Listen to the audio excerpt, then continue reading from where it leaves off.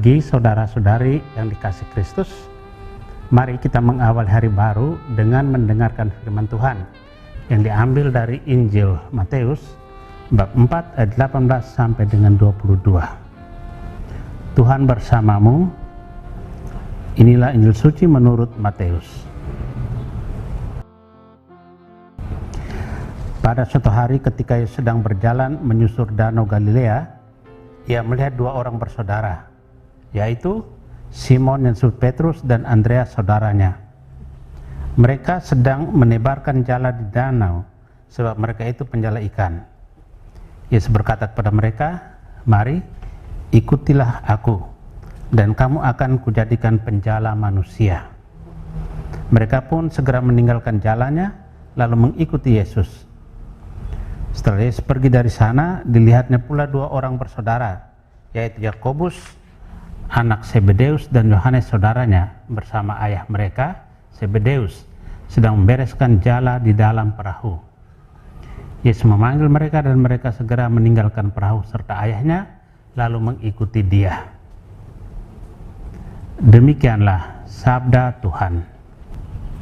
Saudara-saudari yang dikasihi Kristus, tema yang akan kita renungkan hari ini, kesederhanaan iman. Hari ini gereja merayakan pesta Santo Andreas Rasul. Dari semua gereja yang dibangun atas dasar para rasul, sangatlah menghormati mereka. Dan gereja secara khusus pada hari ini menghormati Santo Andreas Rasul. Andreas dari Betsaida adalah saudara Santo Petrus. Menurut tradisi, ia mewartakan Injil dan kemudian mati disalib sebagai martir di Yunani. Pada pesta Santo Andreas, kita mengangkat tema kesederhanaan iman dan kerelaan untuk mengikuti Yesus sebagai pusat perhatian. Andreas tidak membentuk iman yang rumit, ia tampil apa adanya. Kesederhanaan iman itu membuatnya setia dan teguh pada jalan panggilannya, walaupun itu berarti kemartiran bagi dirinya. Kesederhanaan iman dan kesetiaan itu menjadi peringatan bagi kita bahwa sebagai orang Kristiani kita dituntut untuk bersikap serupa.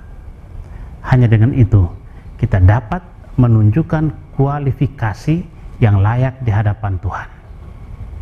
Saudara yang terkasih, perayaan Santo Andreas Rasul mengingatkan kita akan tugas dan panggilan kita sebagai pewarta. Sakramen baptis memanggil kita untuk tugas pewartaan dan kesaksian ini. Gereja senantiasa mengingatkan dan mengundang kita untuk tugas ini.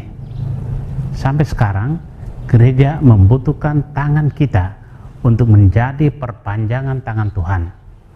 Gereja membutuhkan mulut kita untuk menjadi perpanjangan mulut Tuhan untuk mewartakan kabar sukacita, keselamatan Allah kepada dunia. Di dalam hidup, karya, keluarga, kita diharapkan menjadi saksi akan cinta Allah kepada umat manusia. Gereja sedang menunggu keterlibatan kita dalam kehidupan menggereja. Amin.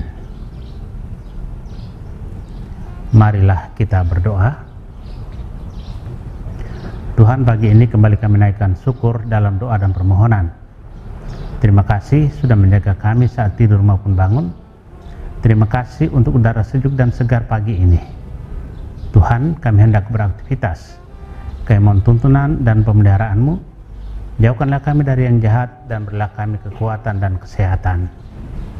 Utuslah Roh Kudus-Mu menyatu dalam diri kami sebagai vaksin ilahi yang memberi kekebalan tubuh dan mematikan COVID-19 yang mengancam kehidupan kami. Kami serahkan hari ini ke dalam tangan-Mu. Kristus terang dunia, berkatilah keluarga-keluarga kami, ajarlah kami untuk saling mengasihi dan mengampuni. Jadikanlah kami alat kasih-Mu dan pantaskanlah kami menjadi hamba-Mu yang setia. Amin. Tuhan bersamamu. Semoga keluarga kita, orang-orang yang terkasih dan doakan, seluruh aktivitas kita hari ini dilindungi, dibimbing, dan diberkati oleh Allah yang Maha Kuasa. Bapa dan Putra dan Roh Kudus. Amin.